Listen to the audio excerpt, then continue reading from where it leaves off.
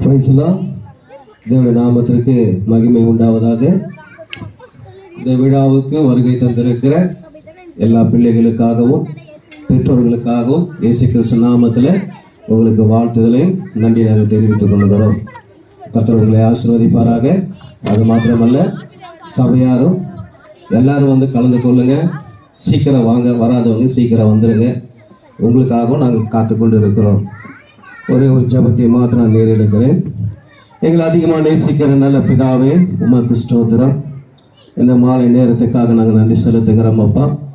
இப்போதும் இந்த சிறு பிள்ளைகள் கொண்டாட்டத்துக்காக ஏற்பாடு செய்திருக்கிற இந்த காரியங்களை நீர் ஒழுங்குபடுத்தி அதை சீரும் சிறப்புமாக செய்து கொடுக்கும்படியாக உங்கள் கருத்துக்கள் நாங்கள் ஒப்புக் கொடுக்கிறோம்.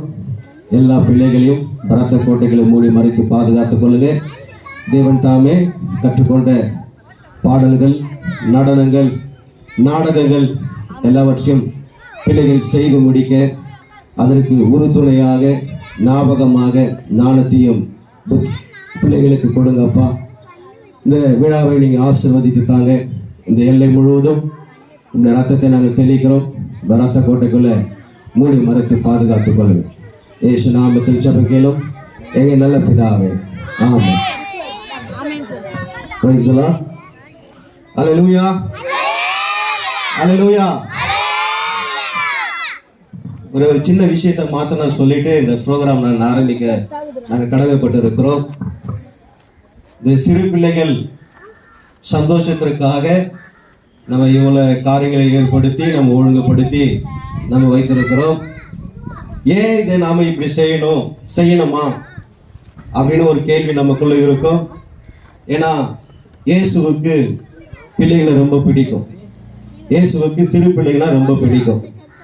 ஏன்னா இயேசு இந்த உலகத்திற்கு வந்த பொழுது அவர் ஒரு வார்த்தை சொன்னார், மனம் திரும்புங்கள், பரலோக ராஜ்யம் சமீபித்து இருக்குது என்று சொன்னார்.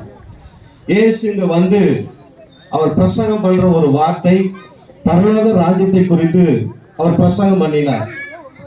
அந்த பரலோக ராஜ்யத்தை ஜனங்களுக்கு அறிமுகப்படுத்தும்படியாகவும் அந்த பரலோக ராஜ்யம் ஒன்று உண்டு என்பதை ஜனங்களுக்கு சொல்லும்படியாகவே இயேசு இந்த பூமியில இந்த உலகத்துல வந்தார்.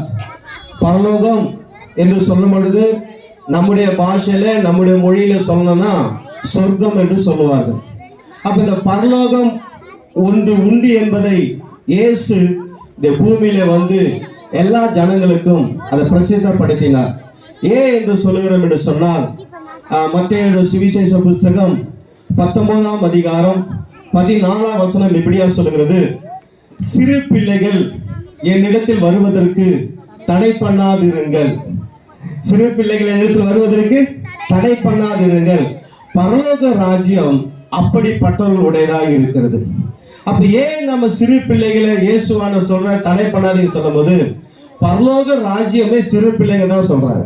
பரலோக ராஜ்யமே சிறு பிள்ளைங்க தான்.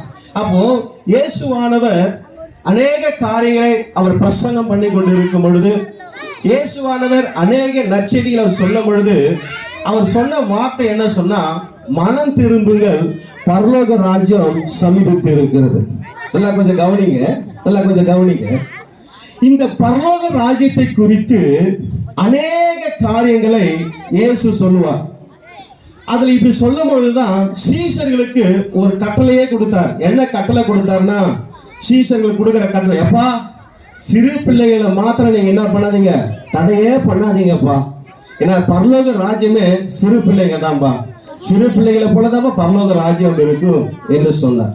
அதனாலதான் இன்னொரு அதிகாரத்துல சொல்லுவார், மத்தேயு 18ஆம் அதிகாரம் 3ஆம் வசனத்தை சொல்லுவார், நீங்கள் மனம் திரும்பி சிறு பிள்ளைகளை போல் ஆகாத விட்டால் பரலோக ராஜ்யத்துல பிரவேசிக்க முடியாது. அப்ப நல்லா கவனிங்க, ஒரு ராஜ்யம் பரலோகம் ஒன்று உண்டு என்று சொன்னால் அந்த பரலோக ராஜ்யத்தில் யார் பிரவேசிக்க முடியும் என்று சொன்னால், மனம் திரும்பி சிறு பிள்ளைகளை போல் யார் மாறுகிறார்களோ அவர்கள்தான் பரலோக ராஜ்யத்துல பிரவேசிக்க முடியும். அந்த பரலோக ராஜ்யத்துடைய சந்தோஷத்தையும் அந்த பரலோக ராஜ்யத்துடைய மகிழ்ச்சியும் தான் இந்த நாளிலே சிறு பிள்ளைகளை வைத்து நாங்கள் ஒரு நிகழ்ச்சி நாங்கள் வைத்திருக்கிறோம். ஆண்டவராகிய இயேசு அந்த பரலோக ராஜ்யத்தை குறித்து சிறு பிள்ளைகள் மூலமாய் அவர் நமக்கு அறிவிக்கும்படியாக இந்த இடத்துல அவர் வந்திருக்கிறார். அவர் நாம மகிமைப்படும்படியாக இப்போது நாம இந்த நிகழ்ச்சிகளை நம்ம ஆரம்பிப்போம். உட்கார்ந்து பொறுமையா நீங்க பிள்ளைகளுடைய நடனத்தையும் பிள்ளைகளுடைய பாடல்களையும் பிள்ளைகளுடைய நாடகங்களையும் நல்லா பார்த்து கண்டு கழிங்க, கை தட்டுங்க, பிள்ளைகளை உற்சாகப்படுத்துங்க. உங்களுடைய ஒத்துழைப்பு தான் பிள்ளைகளுக்கு ரொம்ப அவசியம். அதனால் பிள்ளைகளை நீங்க உற்சாகப்படுத்தும்படியாக உங்களை தாழ்மையுடன் வேண்டுகொள்கிறேன்.